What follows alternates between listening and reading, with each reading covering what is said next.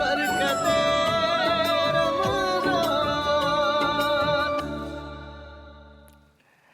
खुश आमदीद। एक बार फिर आपकी खिदमत में हाजिर है बरकत रमज़ान नशरियात के साथ, जो आप देख रहे हैं न्यूज़ वन से बराह रास्त। अब चलते हैं उस सेगमेंट की जानिब जिसमें होते हैं हमारे साथ हकीम शाह नज़ीर साहब, और वो हमें बताते हैं कि बीमारियों का इलाज कैसे होगा, और बीमारियां हो ही ना तो उसके लिए एहतियात क्या लाजिम है।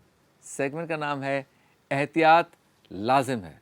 मेरे सरकार मेरी बात बनाए रखना।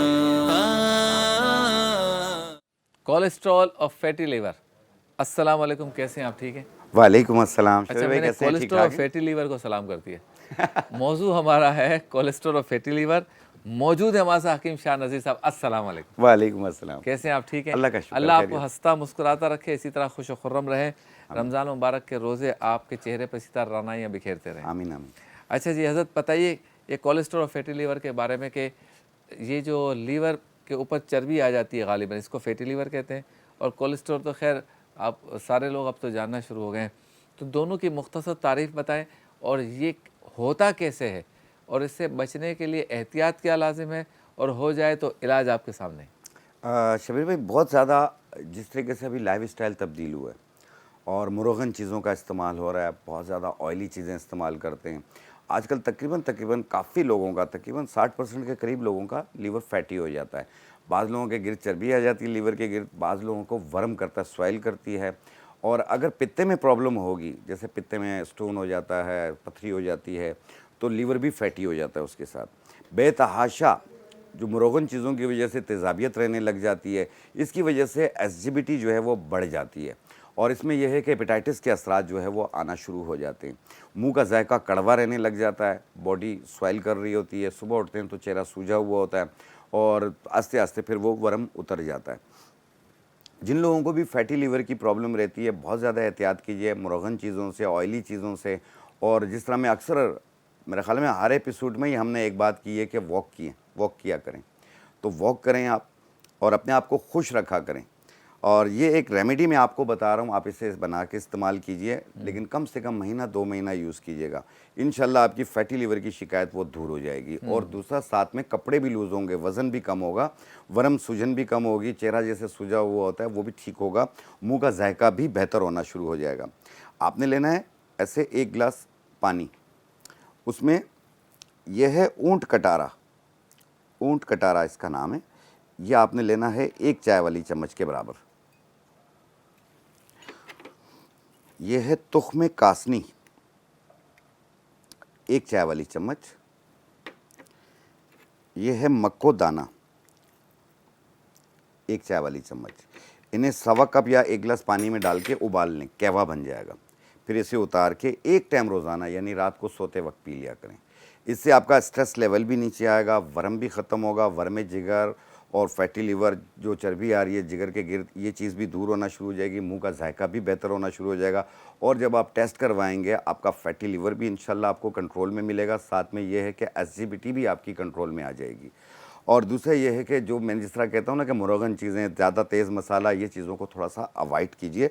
ये यरकान के असरात को भी ख़त्म करती है। जिन लोगों को अक्सर जॉइंटिस हो जाता है वो भी इसे इस्तेमाल कर सकते हैं, हेपेटाइटिस वाले भी इस्तेमाल कर सकते हैं, इसे हाई बीपी के पेशेंट भी इस्तेमाल कर सकते हैं, क्योंकि इसके अंदर कोई नमक नहीं है, कोई मीठा नहीं है, तमाम लोग इसे इस्तेमाल कर सकते हैं। और दूसरी चीज़, आपका सवाल था कोलेस्ट्रॉल। कोलेस्ट्रॉल बहुत ज़्यादा बढ़ चुका है लोगों का, इसकी वजह से सीने पे बोझ महसूस होता है, चलते हैं तो सांस फूलना शुरू हो जाता है। और एचडीएल आपका 200 से नीचे होना चाहिए, जो कि बैड कोलेस्ट्रॉल होता है। आजकल जो है सबका 250-300 पे गया हुआ होता है। दूसरी चीज़ ट्राइग्लिसराइड, जो ग्लिसरीन वाला आपका कोलेस्ट्रॉल होता है, जो कि दिल के वालों को बंद करता है, तो ये 150 के दरमियान में होना चाहिए। इनका भी लोगों का बढ़ा हुआ होता है, किसी का 300-400 पे गया हुआ होता है, जो कि सीने पे बोझ बनता है, आखिर दिल के वालों पे असर करता है। Blood pressure up and down रहना शुरू हो जाता है, और घबराहट, बेचैनी रहती है, सांस फूलता है चलते हुए। तो जिन लोगों को भी ये प्रॉब्लम रह रही हो, तो वो एक ही चीज़ लेनी है आपने, ये अर्जुन की छाल। अर्जुन की छाल ये आपको बड़े पीसेस में भी मिल जाएगी, छोटे पीसेस में भी मिल जाएगी। अगर बड़े पीसेस में मिलती है तो इसे आप तोड़ के छोटे छोटे पीसेस भी कर सकते हैं। ऐसे 1 इंच का टुकड़ा आपने 1.25 कप पानी में डालना है और इसको उबाल लेना है। कहवा बन गया। 1 कप सुबह किसी भी वक्त बनाकर पिएं, 1 कप रात किसी भी वक्त बनाकर पिएं। आप देखिएगा आपके सांस में बेहतरी आएगी, आस्ते आस्ते आपका कोलेस्ट्रॉल कम होना शुरू हो जाएगा। जो बैड कोलेस्ट्रॉल है, ट्राइग्लिसराइड है, ये आपका कंट्रोल में आना शुरू हो जाएगा। ये भी 2 महीना यूज़ करके अपना लिपिड प्रोफाइल करवाएं, इंशाल्लाह आपको दोनों में नुमाया फ़र्क मिलेगा। क्या बात है। अच्छा, अब ये बताएं कि क्या मोटापा होना या बंदे का मोटा हो जाना यही अलामत है कोलेस्ट्रॉल की, या कोई और अलामत भी है? नहीं नहीं नहीं नहीं शबीर भाई, ऐसी कोई बात नहीं है। आजकल सूखे सूखे पतले पुतले लोग हैं, उनका भी कोलेस्ट्रॉल बढ़ा हुआ होता है, सीने पे बोझ महसूस हो रहा होता है। ज़रूरी नहीं है कि आपका वेट ज़्यादा है। वेट ज़्यादा के साथ देखें, ये फालतू फैट होता है, चर्बी होती है आपकी बॉडी में, इसको गुलाने की कोशिश करें। इसके लिए आप वॉक करें आप। और दूसरा ये है कि जो पतले दुबले हैं, आप कभी भी आप डॉक्टर के पास जाएंगे, सबसे पहले वो शुगर चेक करेगा और कोलेस्ट्रॉल आपका चेक करवाएगा, उसके बाद आपके बाकी टेस्ट करवाएगा। सही। क्योंकि ये इतना आम हो चुका है, तो यानी आप ये अपने टेस्ट ही- वेट पे ना जाएं। टेस्ट से ही पता चलेगा। टेस्ट से ही पता चलता है, कोई नब्बाज आपको नब्ज देख के नहीं बता सकता। सही। अच्छा, अब फैटी लीवर की अलामत बताएं कि बंदा सीधा सीधा बैठा हुआ है, चल रहा है, खा रहा है, पी रहा है, काम कर रहा है, कैसे पता चले फैटी लीवर है? देखिए, उसमें यह है कि उसे एक तो सुस्ती काहली महसूस होती है। तीसरी चीज़ ये है कि मुंह खुश्क हो रहा होता है, मुंह का जायका कड़वा कड़वा महसूस होता है, यहाँ पसलियों के नीचे नीचे पेन पेन सा महसूस होता है, और चेहरे पे स्वेलिंग महसूस होती है।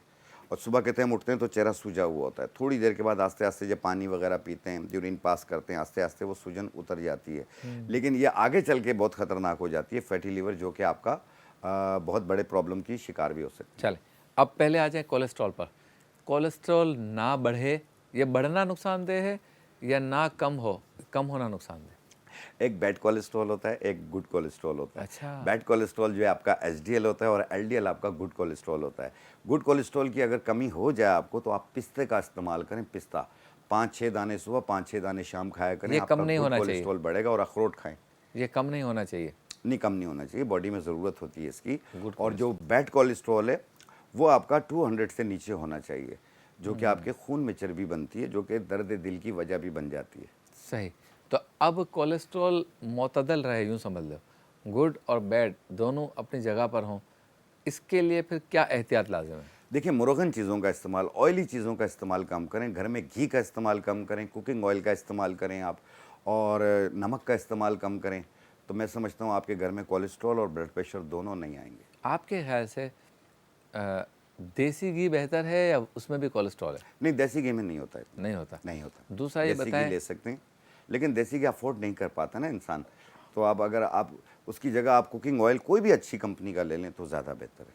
2 तेल पैसे से, ज़्यादा अच्छा, खर्च तेल करें, अच्छा है चीज़ें- या घी अच्छा है? तेल, तेल अच्छा है, कुकिंग ऑयल कुकिंग ज़्यादा ऑयल अच्छा बेहतर है। अच्छा, और आप कह रहे हैं कि देसी घी इन सबसे बेहतर है, लेकिन उसको हजम करने का एक प्रॉब्लम आता है। बिल्कुल, हजम करने का भी और अफोर्ड करने का भी, महंगा भी है। महंगा बहुत है।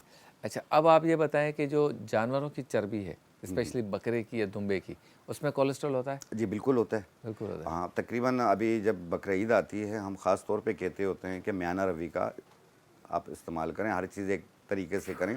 बेतहाशा गोश्त खाना, बेतहाशा ऑयली चीज़ें खाना, जो कि आपके कोलेस्ट्रॉल के लिए, दिल के लिए, शुगर के लिए, हर चीज़ के लिए नुकसान का सबब बनती है।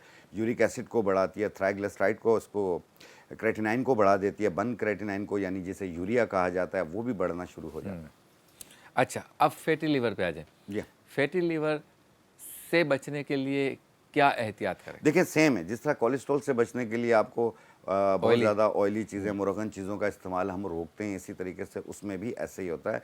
लेकिन फैटी लीवर में ये है कि गर्म चीज़ें जैसे अंडा, मछली, मुर्गी, बैंगन, ये चीज़ें भी हम अवॉइड करवाते हैं।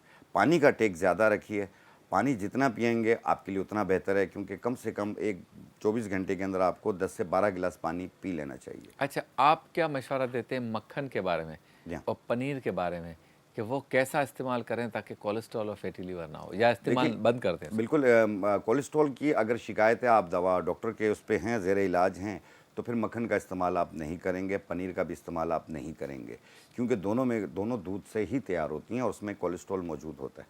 और ये जो दूध अच्छा, बेहतरीन, ताज़ा भैंस का, जिसमें पानी ना मिला हुआ हो, उसको गर्म करते हैं, ऊपर जो बालाई या मलाई या चिकनाई या क्रीम जमा होती है, ये सेहत के लिए अच्छी है? नहीं, ये कोलेस्ट्रॉल के लिए नुकसानदेह है। ये कोलेस्ट्रॉल और बढ़ाती है, और साथ में ये कि ब्लड प्रेशर को भी हाई करती है। तो फिर हम देसी घी के बारे में क्यों हुस्न ज़न रखते हैं? जी, देसी घी पतला होता है। पतला हो। ये चीज़ याद रखिएगा, जैसे कुकिंग ऑयल होता है सही। और उसमें यह है कि बहुत सारे मिनरल्स पाए जाते हैं, ठीक है। जो कि आपके जो जो वनस्पति घी है उसके अंदर नहीं होते। बहुत शुक्रिया हकीम साहब, आपने कोलेस्ट्रॉल और फैटी लीवर के बारे में एहतियात जो करनी है उनके बारे में बताया और कुछ हमें नुस्खे भी बताए। अल्लाह ताला आपका हामी और नासिर हो। खुश। चलते हैं ब्रेक की जाने, वापस लौटेंगे। बरकत ज़िक्र मुस्तफ़ा, बच्चे होंगे, नातख़्वानी होगी, मुकाबला होगा मुख्तसर से वक़्फ़े के बाद।